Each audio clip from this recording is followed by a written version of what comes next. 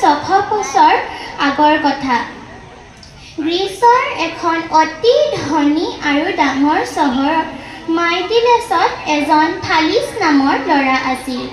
থালিছে সৰুৰে পৰা আমি বাস কৰা ঠাইখনৰ বিষয়ে পঢ়া শুনা কৰি বৰ ভাল পাইছিল। থালিছে ভাবিছিল আচলতে পৃথিৱীখননো কেনেকুৱা, আকাশৰ তৰাবোৰ কিয় হ'ল, এনেকুৱা কথাবোৰ সি ভাবি থাকে।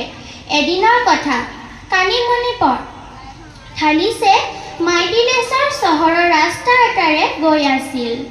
তাৰ পিছে পিছে এগৰাকী বৃদ্ধ মহিলা। থালিছে আকাশৰ সেই তীৰ বিৰণি তৰাবোৰ চাই গৈ আছিল। থালিছে গমকেই নাপালে।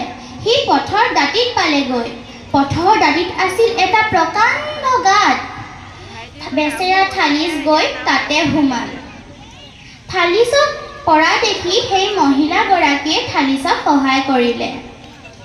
এনেদৰে মানুহে বিভিন্ন কামত লাগি থকাৰ বাবে ভাবিছিল যে জোন তৰা আদি সকলোবোৰ ভগৱানৰ সৃষ্টি। কিন্তু থালিছে জানিছিল যে সেইবোৰ সকলো নিজৰ নিয়ম মানিহে চলে। আৰু সি ক'বও পাৰিছিল যে কোনো এক নিৰ্দিষ্ট সময়ত জোনবাইজনীয়ে সূৰ্যটোক ঢাকি ধৰিব আৰু হেনে ঘটনা সূৰ্যগ্ৰহণ বোলা হয়। তাৰ পিছত সি অকল আকাশৰ সেইবোৰ কথাই নহয়, নদ নদী আদিৰ বিষয়েও সি পঢ়িবলৈ হেঁপাহ কৰিছিল। সি পঢ়িবলৈ ইজিপ্ত নামৰ এখন দেশলৈ গৈছিল। আফ্ৰিকাৰ সেই দেশখনত আগতে পঢ়া শুনা আৰু চিন্তা চৰ্চাৰ বাবে খুব আগবঢ়া আছিল। থালিছে তাত পঢ়িবলৈ গৈ পিনে বিভিন্ন কথা শিকিলে। আৰু আমাৰ ব্ৰহ্মপুত্ৰ নদ যেনেকৈ অসমৰ মাজেৰে বৈ যায়, তেনেকৈ তাত ইজিপ্তৰ মাজেৰে নীল নামৰ এখন নদী বৈ যায়। আফ্ৰিকাত বহুত গৰম পৰাৰ কাৰণে তাৰ খাল ডুং সকলোৰে পানী শুকাই যায়। কিন্তু ইমান গৰমতো আফ্ৰিকাৰ সেই নীল নদীখন তাত কিন্তু উফন্দি আহি বানপানীৰ সৃষ্টি হৈছিল। এই কথা থালিছে ভাবি চিন্তি গম পালে যে সাগৰৰ পৰা ইমান বেগেৰে যে এজাক বতাহ আহে আৰু সেই বতাহে গোটেই পানী উফন্দাই নি বানপানীৰ সৃষ্টি কৰে। কিন্তু এতিয়া ইজিপ্তৰ মানুহে ভাবিছিল যে সেয়া ভগৱানৰ বা ভূতৰ প্ৰভাৱ।